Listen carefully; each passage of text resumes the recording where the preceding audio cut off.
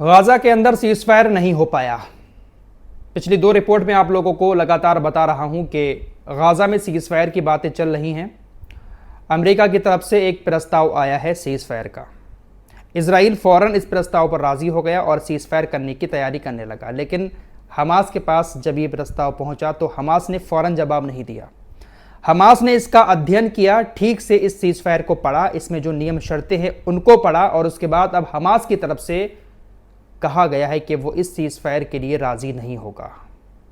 वैसे ऐसी उम्मीदें लगाई जा रही थी कि गाजा में इजराइल इस वक्त बहुत ज़्यादा हमले कर रहा है, खाना पानी बंद कर रखा है, तो हो सकता है कि सीजफायर के लिए हमास राजी हो जाए, लेकिन हमास राजी नहीं हो रहा है। अब हमास राजी क्यों नहीं हो रहा है, ये सवाल उठ रहा है। दरअसल जो प्रस्ताव आया है उसमें कुछ ऐसी शर्तें रखी गई हैं जो हमास को पसंद नहीं आ रही हैं।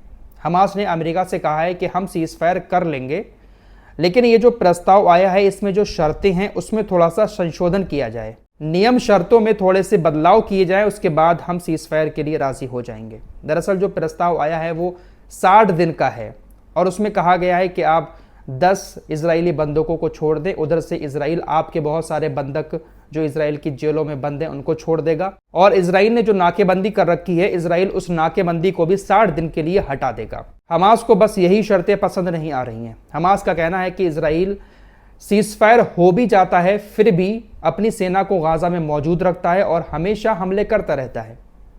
अब 60 दिन का ये जो सीजफायर है 2 महीने कब गुजर जाएंगे पता भी नहीं चलेगा और इजराइल उसके बाद फिर से वैसे ही हमले शुरू कर देगा। हमास का कहना है कि हम सीजफायर के लिए तब राजी होंगे जब इजराइल अपनी सेना को पूरी तरीके से वापस ले ले और एक परमानेंट वाला सीजफायर हो, जंग हमेशा के लिए ख़त्म हो, तब हम सीजफायर के लिए राजी हो जाएंगे और इजराइल के सारे बंधकों को भी छोड़ देंगे। लेकिन ना तो अमेरिका मान रहा है इस बात को और ना ही इजराइल। अमेरिका के जिस राजदूत की तरफ से इस प्रस्ताव को लाया गया था उसने साफ चेतावनी हमास को दे दी है और हमास की इन शर्तों को मानने से इनकार कर दिया है। चेतावनी दी है कि अगर आप नहीं मानेंगे इन शर्तों को, इस प्रस्ताव को, तो आगे अंजाम बहुत गलत होगा। लगातार इजराइल भी यही धमकी दे रहा है हमास को कि ये जो प्रस्ताव आया है इसको मान लो वरना अंजाम बहुत बुरा होगा। हमास ने साफ कह दिया कि हम इसको नहीं मानेंगे। हमास के अधिकारियों का कहना है कि अमेरिका को इस बात की गारंटी देनी होगी लिखित तौर पर कि जब सीजफायर होगा तो उसके बाद इजराइल अपनी सेना को वापस लेकर हमारे ऊपर किसी तरह का कोई हमला नहीं करेगा, तब हम सीजफायर करेंगे। वैसे अगर देखा जाए तो हमास की बात भी ठीक है। जब परमानेंट वाला सीजफायर चाह रहा है तो परमानेंट वाले सीजफायर पर इजराइल राजी क्यों नहीं हो रहा है? जाहिर सी बात है इजराइल की नज़र पूरे गाजा पर है। जंग चलती रहेगी, गाजा को कब्जाता रहेगा और उधर नेतन्याहू की कुर्सी भी बची रहेगी। तो अमेरिका, मिस्र, कतर जैसे देश बिचौलिया तो बन रहे हैं लेकिन परमानेंट वाला सॉल्यूशन नहीं निकाल रहे हैं। जंग ऐसे ही चलती रहेगी और लोग मरते रहेंगे। अब जैसे ही हमास की तरफ से इस सीजफायर को मानने से इनकार किया गया, इजराइल ने हमास के ऊपर दबाव डालने के लिए गाजा के अंदर हमले शुरू कर दिए। सहायता के कुछ ट्रक गाजा के अंदर जा रहे हैं। पिछले 4-5 दिनों से इजराइल की सेना ने एक ऐसे सेंटर पर हमला किया, गोलीबारी की, जहां पर खाने को बांटा जा रहा था। बहुत सारी भीड़ थी एक जगह पर इकट्ठी, खाने का वितरण हो रहा था। इजरायली सैनिकों ने उस पर अंधाधुंध फायरिंग कर दी।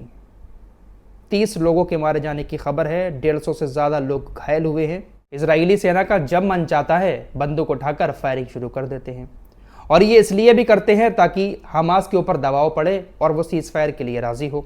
इसके अलावा जैसे ही हमास ने सीजफायर से इनकार किया, एक और हवाई हमला अल सफ्तावी क्षेत्र में अल नूर टावर पर किया। एक बड़ी बिल्डिंग वहाँ पर मौजूद थी। फिलिस्तीनी मीडिया के मुताबिक हमास के सीजफायर से इनकार करने के बाद इस पर मिसाइल अटैक हुआ और पूरी की पूरी इमारत धराशायी हो गई। तो इजराइल इसी तरीके से हमास के ऊपर दबाव डालने की कोशिश करता है, लोगों को मारकर, हवाई हमले करके। कोई भी देश परमानेंट वाला हल गाजा के लिए नहीं निकाल रहा है। ये जो प्रस्ताव आते हैं 60 दिन के, 50 दिन के, ये सिर्फ इसलिए आते हैं ताकि जो बंधक इजराइल के हमास के कब्जे में हैं वो छूट जाएं। बंधक छूट जाएंगे फिर उसके बाद आप अंदाज़ा भी नहीं लगा सकते कि इजराइल क्या कुछ करेगा गाजा के साथ। एक परमानेंट वाला सॉल्यूशन निकलने की ज़रूरत है गाजा के लिए। फ्रांस के राष्ट्रपति इमैनुअल मैक्रो फ़िलिस्तीन के लिए आवाज़ उठा रहे हैं और फ़िलिस्तीन को अलग राज्य का दर्जा देने की बात कर रहे हैं कि दुनिया के तमाम देश फ़िलिस्तीन को अलग राज्य का दर्जा दें। ये बात इजराइल को काफ़ी बुरी लग रही है और इजराइल ने फ्रांस के राष्ट्रपति इमैनुअल मैक्रों को भी इस बात के लिए अड़े हाथों लेते हुए सुना दिया। इजराइल के खिलाफ कोई भी नेता दुनिया का बोलता है, इजराइल उसको तुरंत यहूदी विरोधी बता देता है। इजराइल के विदेश मंत्रालय ने एक बयान में कहा कि राष्ट्रपति मैक्रों का यहूदी राज्य के खिलाफ अभियान जारी है। गाजा में कोई मानवीय नाकाबंदी नहीं है, यह सरासर झूठ है। दरअसल फ्रांस के राष्ट्रपति इमैनुअल मैक्रों पूरी दुनिया से यह भी कह रहे हैं कि इजराइल ने नाकेबंदी कर रखी है, गाजा में खाने के ट्रक नहीं जाने दे रहा है इजराइल। तो इजराइल ने कहा कि आप झूठ बोल रहे हैं, हमने किसी तरह की कोई नाकेबंदी नहीं की है। दोस्तों, नाकेबंदी तो है, ये बात सही है। इजराइल, आपको मालूम है कि किस तरीके से प्रोपेगेंडा फैलाता है। कुछ ट्रक जा रहे हैं गाजा के अंदर और ऐसी जगहों पर जा रहे हैं जहां पर ज़्यादा हमास के लोग इजराइल के मुताबिक नहीं हैं। इजराइल ने बाकायदा ऐलान कर दिया था इस बात का कि जो ट्रक जाएंगे, अपनी सेना से कहा था वो ट्रक हमास के कब्जे में ना जाएं। कुछ ऐसे क्षेत्र इजराइल ने खुद चिन्हित किए कि इन क्षेत्रों में ही इन ट्रकों को जाने की इजाज़त है। पूरे गाजा में कहीं पर भी ट्रक नहीं जा रहा है, कुछ जगहें बनाई हैं इजराइल ने, बस वहीं पर मदद पहुंच रही है। तो नाकेबंदी तो है। इसी बात को लेकर फ्रांस के राष्ट्रपति जब कुछ कहते हैं तो उनको यहूदी विरोधी बता दिया जाता है। कोई कुछ भी कहता है इजराइल के खिलाफ तो उसको यहूदी विरोधी काम इजराइल की तरफ से बता दिया जाता है। डोनाल्ड ट्रंप की बात कर लेते हैं। डोनाल्ड ट्रंप की तरफ से एक बार फिर से भारत और पाकिस्तान के सीज़फायर का क्रेडिट लिया गया। रिपोर्ट्स के मुताबिक सोशल मीडिया पर जो चर्चाएं चल रही हैं उसमें कहा जा रहा है कि तकरीबन 10 बार ऐसा हो चुका है जब डोनाल्ड ट्रंप ने पाकिस्तान और इंडिया के बीच सीज़फायर का क्रेडिट लिया हो। डोनाल्ड ट्रंप जब से राष्ट्रपति बने हैं हर देश को धमका रहे हैं किसी न किसी जरिए। अब इन्होंने भारत और चीन जैसे देशों को भी धमकी दे दी है कि अगर आपने रूस से कच्चा तेल खरीदा तो हम आपके ऊपर 500% टैरिफ लगा देंगे। दरअसल ऐसी खबरें आ रही हैं कि रूस चाहता है कि भारत, चाइना और रूस का एक त्रिकोण फिर से शुरू हो और हम तीनों देश मिलकर एक दूसरे के साथ बिजनेस करें। एक त्रिकोण बनाना चाहता है रूस, चीन, भारत के साथ मिलकर। अब ये बात अमेरिका को कैसे हजम हो सकती है, क्योंकि ये तीनों देश अपने आप में काफ़ी ताकतवर हैं। तो भारत और चीन को चेतावनी दे दी है और तमाम देशों को चेतावनी दी कि अगर रूस से तेल खरीदते हो, गैस या पेट्रोकेमिकल्स खरीदते हो तो आपके ऊपर 500% टैरिफ लगा दिया जाएगा। दरअसल रूस से काफ़ी अच्छी दोस्ती है भारत की। चीन और भारत रूस से तकरीबन 70% तेल खरीदते हैं, लेकिन डोनाल्ड ट्रंप इस तरीके से धमकी दे रहे हैं। फिलहाल ये सब चलता रहेगा। इसी बीच एक खबर भारत से आ रही है। भारत के उत्तर प्रदेश में मुख्तार अंसारी का नाम तो आपने सुना ही होगा। उनके बेटे अब्बास अंसारी जो मऊ सीट से विधायक हैं, उनको 2 साल की सज़ा हो गई है। कोर्ट ने 2 साल की सज़ा सुनाई है एक हेट स्पीच के मामले में।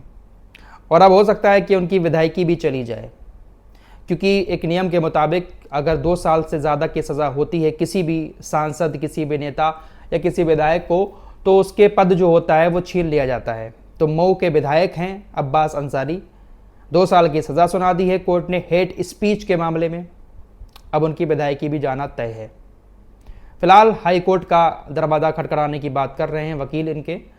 देखते हैं कि वहाँ से इनको कुछ राहत मिलती है, स्टे मिलता है या फिर सज़ा बरकरार रहती है। और अगर सज़ा बरकरार रही तो विधायकी चली जाएगी और मऊ सीट पर फिर से उपचुनाव होगा और वहाँ पर फिर कौन कैंडिडेट बनता है ये देखने वाली बात होगी। फिलहाल इस रिपोर्ट में इतना ही। कुछ और खबरों के साथ फिर हाजिर होऊंगा। तब तक के लिए अपना ख्याल रखिएगा। अल्लाह हाफिज़।